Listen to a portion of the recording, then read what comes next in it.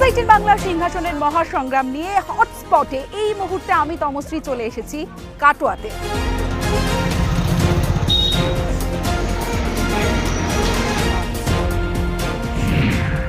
সনাতন ধর্মের যে তিনটি জায়গার নাম উঠে আসে, নবদ্বীপ, কালনা, কাটোয়া।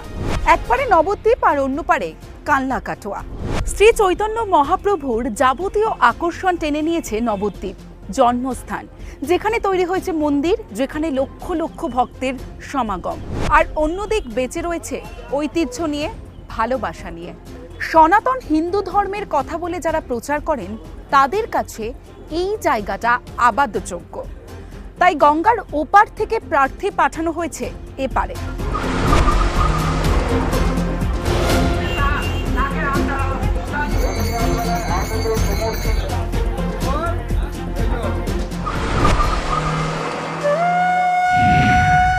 একদিকে ঐতিহাসিক প্রেক্ষাপটে গুরুত্বপূর্ণ স্থান হিসেবে যেমন উঠে আসে এই শহরের নাম, অন্যদিকে ঠিক তেমনই তীর্থক্ষেত্র হিসেবেও কাটোয়ার মাহাত্ম্য অনস্বীকার্য।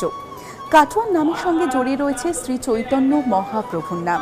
1510 সালে এই শহরেই গুরু কেশব ভারতীর কাছে দীক্ষা নেন মহাপ্রভু। তার নাম হয় শ্রী চৈতন্যগিরি। সেই সময় থেকেই বৈষ্ণবদের তীর্থক্ষেত্র হয়ে ওঠে এই শহর।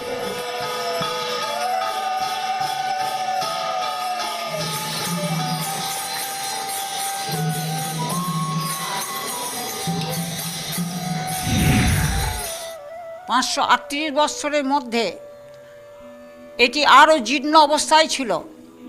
যারা বড় বড় শ্রদ্ধেয় সম্মানীয় ব্যক্তি যারা ছিলেন আছেন, তারাও কিন্তু মহাপ্রভুর মন্দিরকে নতুনভাবে সজ্জিত করার কোনো পরিকল্পনা তারা কোনোদিনই নেয়নি।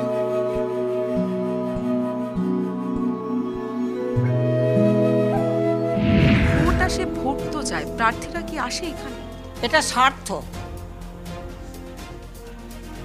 স্বার্থে ছুটে যায়। 500 টাকা পাবো কি 2000 টাকা পাবো, আমরা ছুটে যাই। আমরা মনুষ্যজীব তো, আমরা লোভী। ভগবানকে ডাকতে আমাদের কিন্তু 2 মিনিট সময় লাগে, কিন্তু আমরা ওই সমস্ত জায়গায় যাব, 2 ঘন্টাও পার হয়ে যাব, তবু আমরা বুঝতেই পারবো না। এটাই আমাদের। আপনারা কি কখনো জানিয়েছিলেন যারা এখানে যারা বিধায়ক আছেন, যিনি সাংসদ আছেন, যে একটু সংস্কার করলে ভালো হয়, বা প্রভুর আপনাকে একটা কথা বলি মা, আমার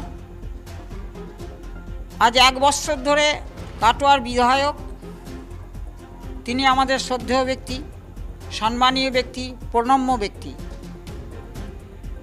আমাদের মন্দির তরফ থেকে, কন্ডি কমিটির তরফ থেকে আমরা গিয়েছিলাম। বাইরে গেস্ট হাউস রয়েছে আমাদের একটি, ভাঙাচোরা অবস্থায়।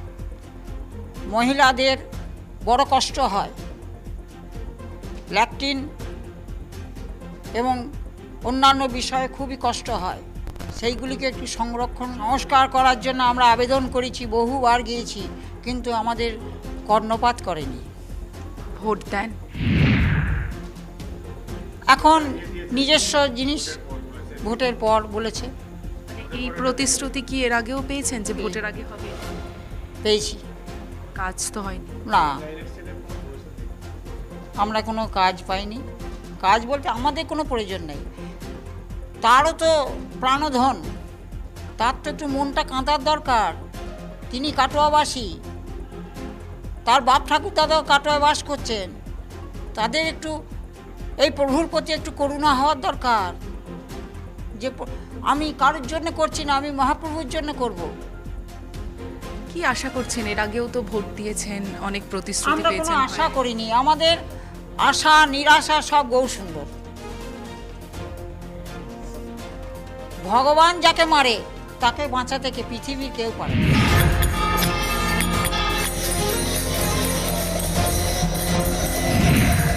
আমরা কোনো পার্টি বলুন, মিছিল বলুন, মিটিং বলুন, কোনোদিন আমরা থাকি না।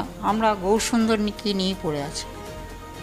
কিন্তু প্রার্থীরা তো সনাতন ভোটের জন্য একটা বড় ফ্যাক্টর এখানে সনাতন ভোট।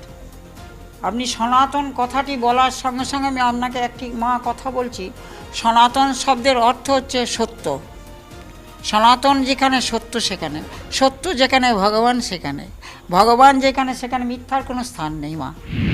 তো এর আগেও তো প্রতিশ্রুতি নাকি মিলেছে, কিন্তু কাজ এর আগে ওনার কাছে এই নতুন আমাদের কমিটিটা নতুন হয়েছে, কয়েক বছর হলো, 2 বছর হলো। এর আগে যারা ছিলেন তারা তার কাছে সেরকম আপ্যায়ন করেননি, এটা করা হোক।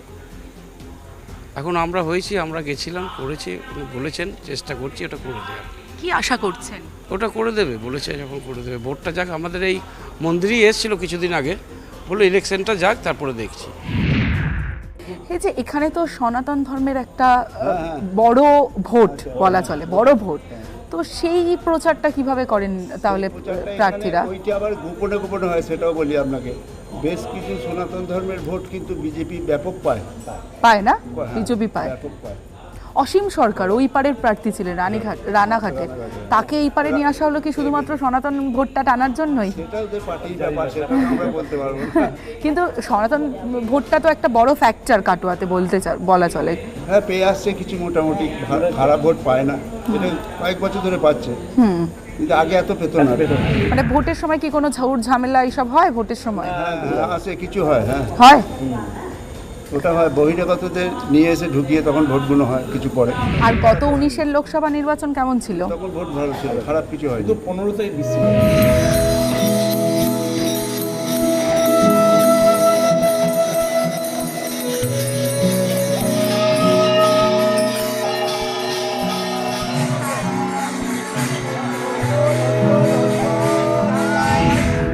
দূর দূরান্ত থেকে, পৃথিবীর সব প্রান্ত থেকেই ভক্তরা এখানে আসেন, আর যারা এখানকার ভক্ত তারা প্রতিদিন আসেন প্রভুর কাছে। তারা কি বলছেন, তাদের মন কি বলছে একবার শুনবো। প্রতিদিন আসেন? হ্যাঁ, প্রতিদিন সকালবেলা আসি আমরা, ভোর 4টের সময়। এখানেই থাকে? হ্যাঁ, এখানেই থাকি, অনেক দূর থেকে আসি, মঙ্গল আরতি দেখি এবং গঙ্গা স্নান করি এবং মহাপ্রভু দর্শন করি। নাম কি? কেমন লাগে কাটোয়ার মতো একটা জায়গা এরকম ঐতিহ্য? খুব ধন্য হয়েছে, এরকম জায়গায় একটা জন্ম, গঙ্গা আছে, মহাপ্রভু আছেন, এর মতো আর কোনো জায়গা আমাদের। ভোট দেন? হ্যাঁ। কি বলছে ভোটের হাওয়া? ভোটের আবার যার যার ভালো লাগে সে তাকে দেবে, তার মানে মনের মতো যেরকম লোক তাকে ভালো লাগে।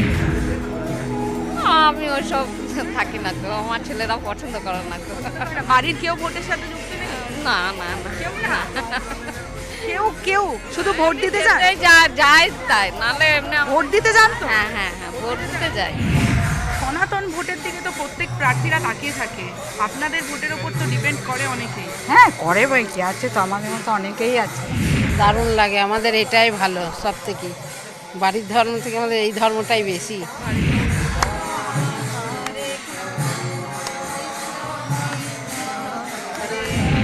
চৈতন্য কার, নদীর এপার না ওপার, এই বিতর্ক তো আছেই। কিন্তু কাটোয়ার গৌরাঙ্গ বাড়ি, যেখানে এতক্ষণ আমরা হটস্পট করলাম, এখানকার সেবায়িতদের সঙ্গে কথা বললাম, এখানকার ভক্তদের সঙ্গে কথা বললাম, এখানে প্রত্যেকের মনে একটাই, যে ভগবানের আগে কোনো রাজনীতি হতে পারে না। কিন্তু তবুও এখানকার মানুষের, এখানকার সেবায়িতদের ছোট্ট কিছু কিছু দাবি আছে। যদি সেই দাবি এখানকার প্রার্থীরা পূরণ করেন তাহলে তারা উপকৃত হবেন। দেখা যাক ভোটের পর এই গৌরাঙ্গ বাড়ির ছবিটা বদলায় কিনা, সংস্কার হয় কিনা, আর তাদের যে ছোট্ট দাবি সেই দাবি পূরণ করেন কিনা এখানকার প্রার্থীরা। 4 জুন অবশ্যই নজর থাকবে।